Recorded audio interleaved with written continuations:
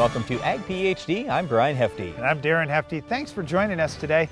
You know, there's so many things going on in the fall of the year. One of the biggest things is improving drainage on farms. We'll talk about one of the best ways to do that today. Well, speaking of fall, this is a perfect time to do some soil testing. And when you test your soils, make sure you get a base saturation test. One of the most important things on farms that we see lacking is potassium, and you can really figure that out based on your base saturation percentage. We'll talk about that today. We've got a nasty weed of the week to get under control, but first, here's this week's Farm Basics. Farm Basics is brought to you by the Liberty Link trait and Liberty herbicide from Bayer. The most reliable weed management solution, Liberty Link and Liberty herbicide are the link to efficient row crop production and sustainable weed management.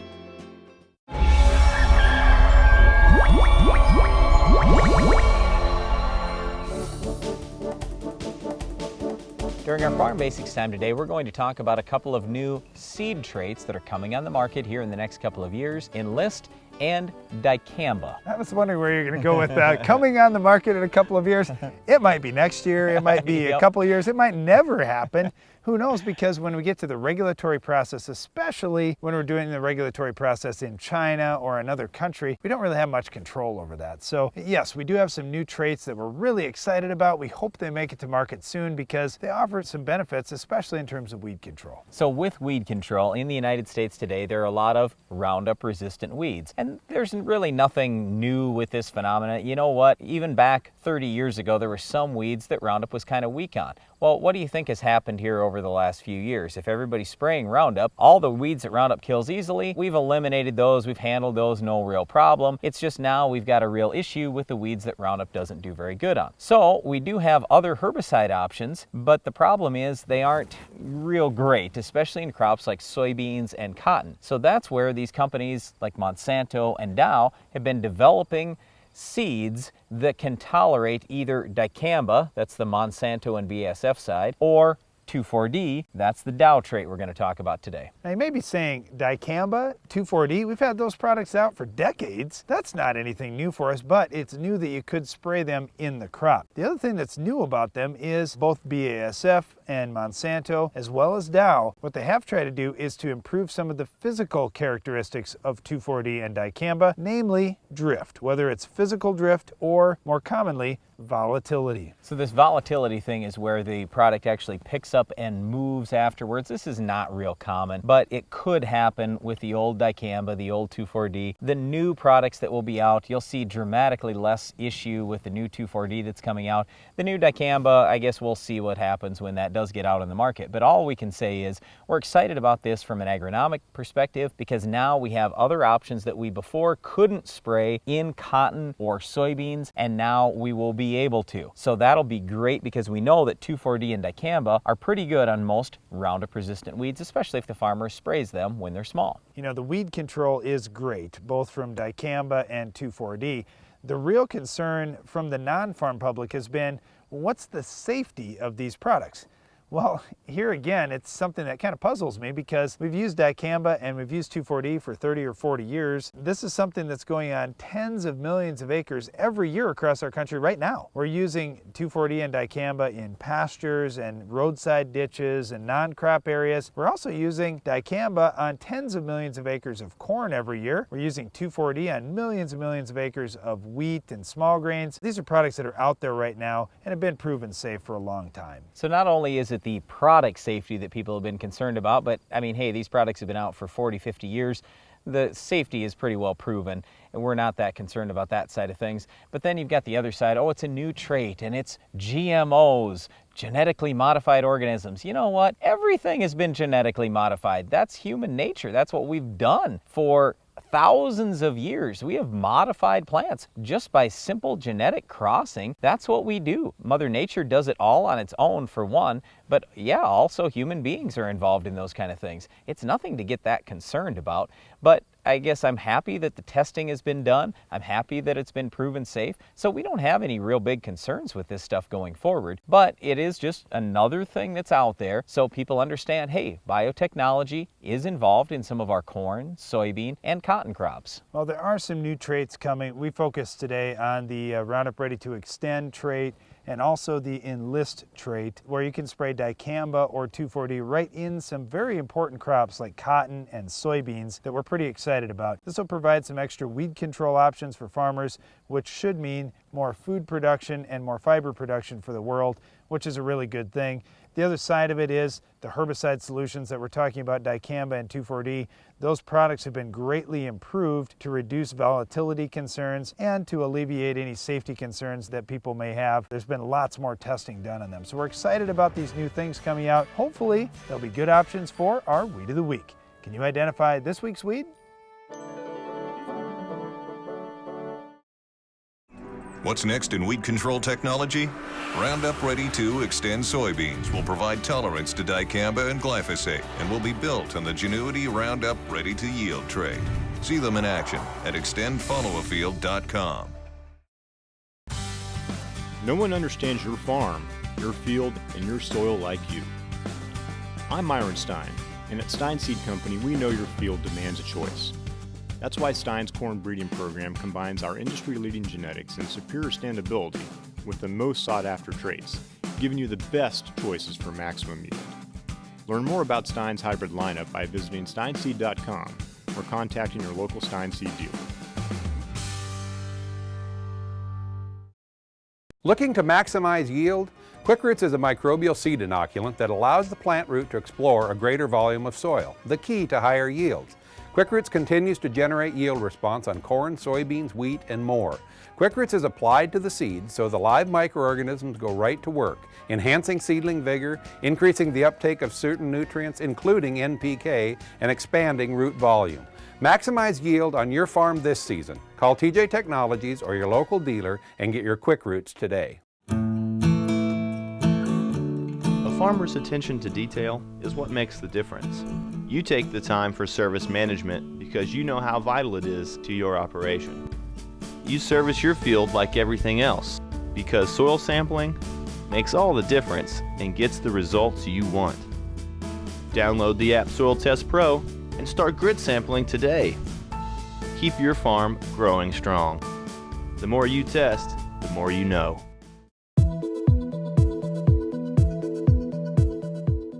One of the main yield limiting factors that we've seen over the last 2 decades is reducing soil fertility levels. Across not just Wisconsin, but the Midwest in general, soil P and K levels have steadily dropped.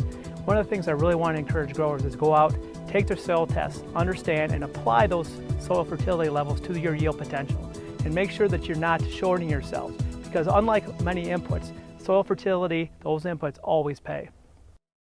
A proven herbicide for decades, dicamba can provide burn-down residual control of tough and resistant weeds for up to 14 days. That's another reason why farmers will use dicamba for years to come. Brought to you by Roundup Ready Plus Weed Management Solutions.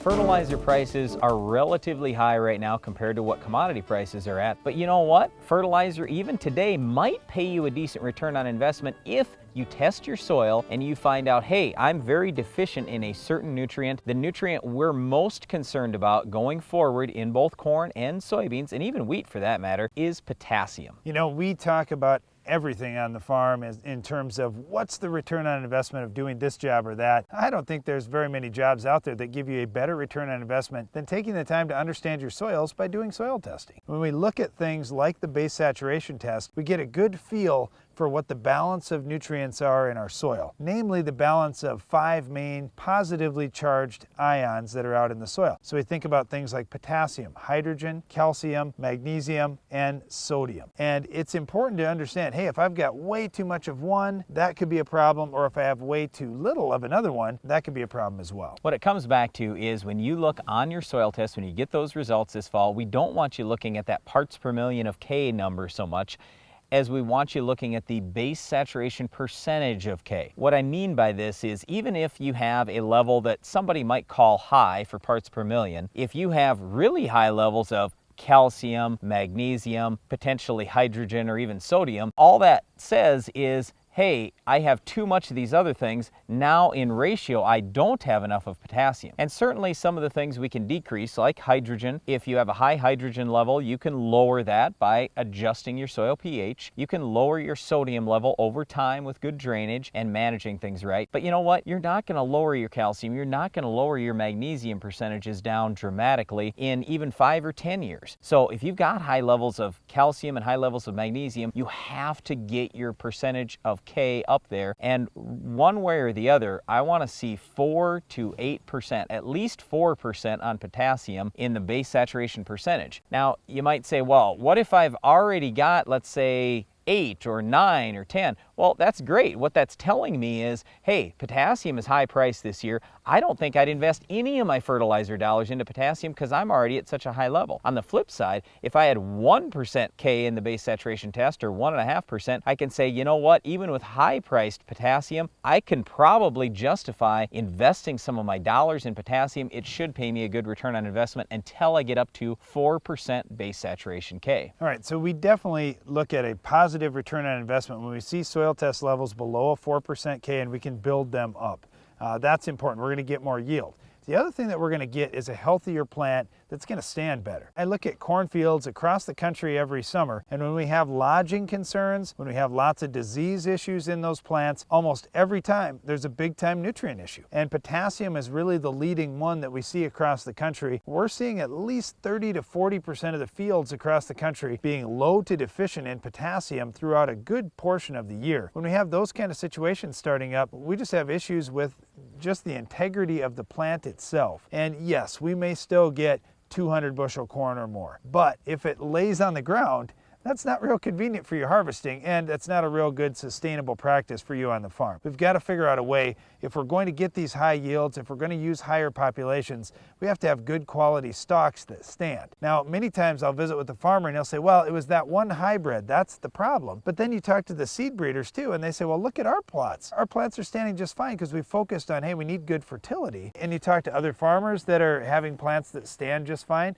they've got great fertility too with that same hybrid that may be falling over in the next field over. So we've got to take a look at that. We can't just try to blame our problems on, well, it was the hybrid, or well, it was the fertilizer company, or well, it was the herbicide. Let's really get to the solution and do some good soil testing and watch for things like low potassium. Here's the other thing. Going into 2015, a lot of people are talking about, hey, I think I'm going to plant a few more soybean acres. Well, that's probably going to work out pretty well for most people, but let me just say this. In our opinion, the #1 yield limiting factor in the United States in soybeans is lack of fertility, namely potassium as the #1 culprit. If you compare 200 bushel corn versus 60 bushel soybeans, do you know which one with grain only removal takes more potassium off the field?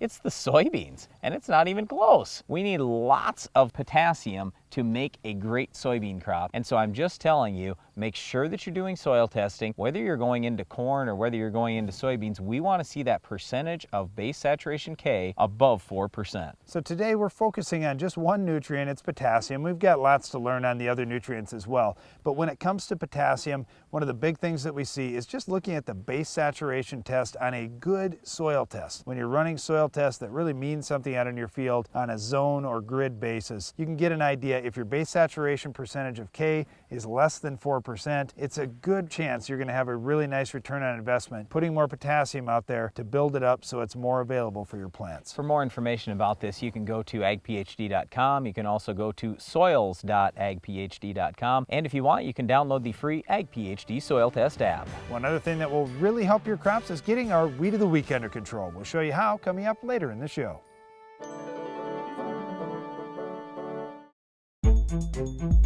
We know that the future is liquid. That's how Agriculture Liquid Fertilizer creates the highest quality products on the market. Because we're committed to finding the best raw materials at the best price possible and getting them from us to you in the most sustainable, responsible ways possible. Agriculture Liquid Fertilizers, helping you grow the future. How will you secure your farm for the future? The Quasar Chopping Cornhead from Capello USA will help. Our design is focused on efficiency, longevity, and reducing harvest loss, making the Quasar the corn harvest solution to bring your farm forward. With hundreds of units ready for immediate delivery, secure your farm's future today. Do it for your farm. Do it for them. Order now. Capello USA. Italian craftsmanship, American grit. Wake up. Breakfast is served. Your roots crave pea. Most of your applied pea gets tied up in the soil, a natural phenomenon known as phosphorus fixation. Fix the problem with Avail Phosphorus Fertilizer Enhancer. Avail makes more pea available to your roots. Here, here, and here. Increasing pea availability can lead to increased pea uptake in the plant. That's more pea, and more pea. More phosphorus for your crop can mean more results in your bin. An average of 9.6 bushels per acre of corn. Breakfast is served. Supercharge your pea with Avail. The Case IH Summer Sales Event is going on now, meaning you can turn the heat into red hot savings. That's because all Farmall and Maxim Series tractors, along with our complete line of hay tools, are available with 0% financing for 60 months. But hurry, because while the Summer Sales Event is just warming up, it only lasts until September 30th, 2014. For more information, visit your local Case IH dealer or go to caseih.com/special offers. There's no clock on this job. Just the timeless hands of intuition and effort, ticking from within. An endless cadence of committed work, from the passing of Mother Nature's final frost to the hanging dew at harvest. Around here, wheels are always turning, and watches need no winding, because success never rests.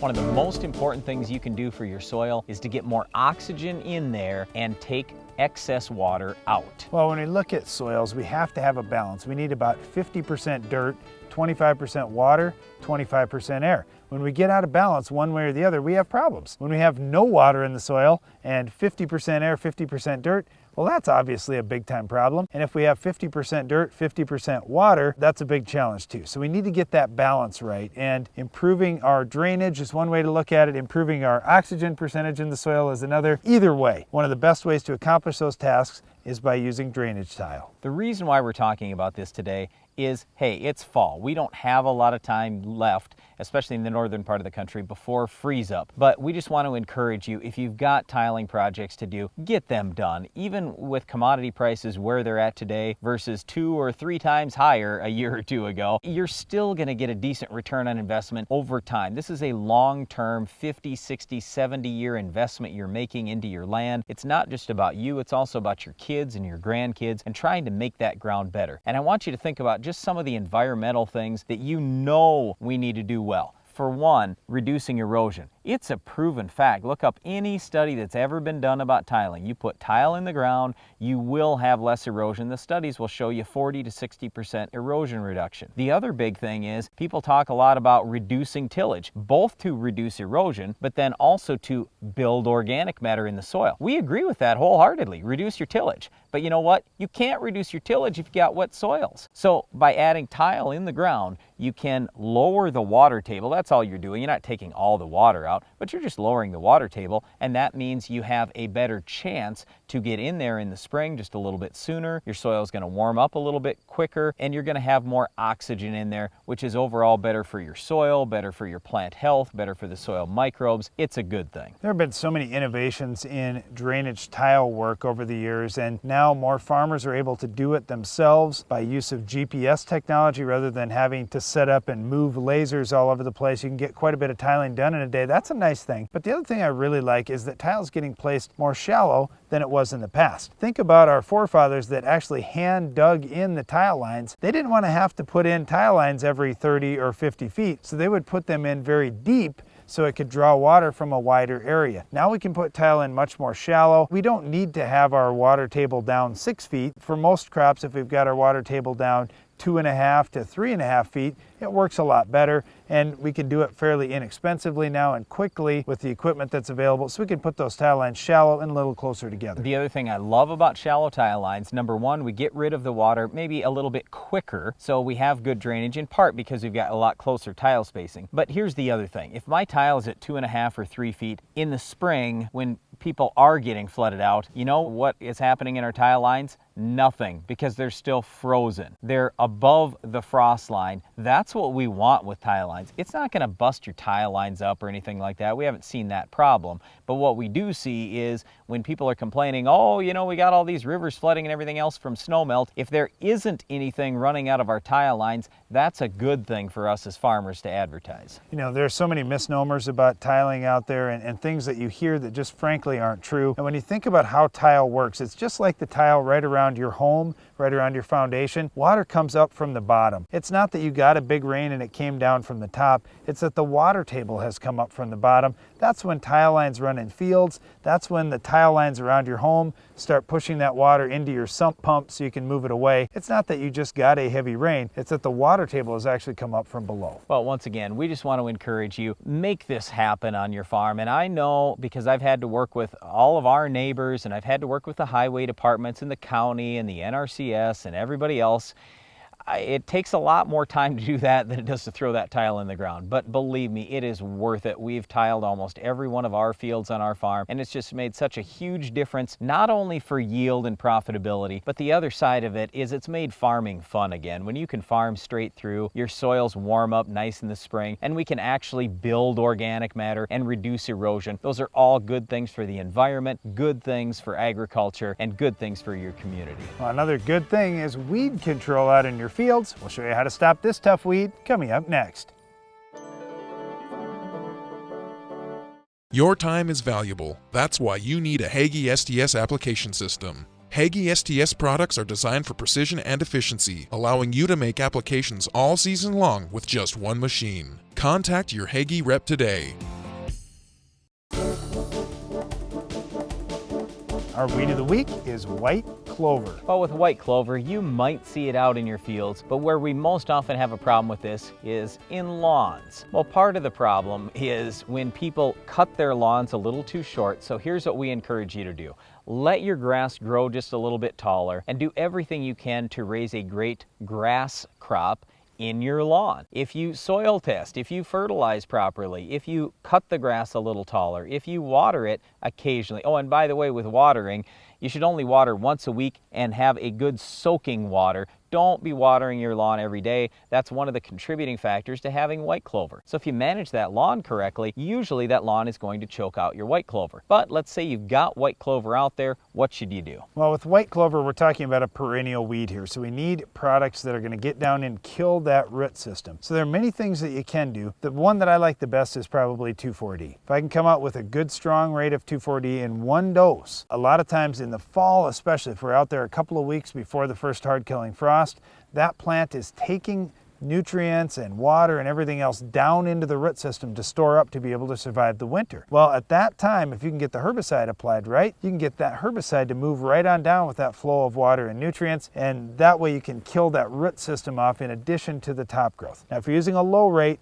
you'll just burn off the top growth, which is fine too, because if you do that consistently several times a year, you can stop white clover. Unfortunately, with 2,4-D, it's not a guaranteed thing that it is going to go down and kill the roots, even if you use a high rate. So chances are, even one good, strong application isn't going to kill every last white clover plant. What we do suggest is using 2,4-D late in the fall, early in the spring, and then use a product like Drive in the summertime. Drive doesn't have the volatility that 2,4-D does, and Drive is pretty good on many clover species. In crops, there aren't a tremendous amount of options, but Roundup Ready crops are probably the best thing because a good shot of Roundup in crop can keep white clover under control. Well, that's it for our Weed of the Week, but stay tuned. Iron Talk is coming up next.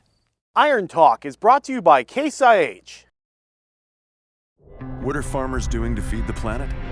They're using Quadtrek technology, soil management, and planting systems from Case IH to foster a better growing environment that maximizes yield potential.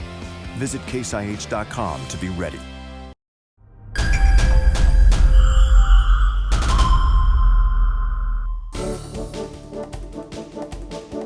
What's the most accurate way to lay drainage tile? Some say you should use a laser, others say GPS works fine. I'll give you some pros and cons in today's Iron Talk. Using a laser to keep an accurate measure of depth has been done for a long time and it works pretty well. With rolling terrain, there are some challenges. You'll need to move the laser multiple times as you move through the field. The other big challenge we've run into is with wind. When wind is really blowing, it can wiggle your laser, forcing you to stop for the day. GPS signals really don't care about the wind. And you save time as you don't have to move anything around as you're tiling a field. The real question about GPS is how accurate will that signal be when you're laying tile, especially when you have little if any slope to work with in some fields. The answer certainly depends on the quality of the GPS signal you're working with. When you hear about RTK being accurate within an inch, that refers to the side-to-side accuracy on the soil surface. The vertical accuracy for depth control is commonly believed to be twice as far as the side-to-side accuracy. We've laid a lot of tile over the years using RTK GPS guidance. Our experience has been that the speed is far greater than laser and the accuracy is very good. We lay mostly 4 and 6 inch tile and have not had flowability problems, nor have we suffered from insufficient drainage. There are advantages to using both laser and GPS when installing drain tile. The decision is up to you which way you'll go on your farm. That's all for today's Iron Talk, and now back to the show.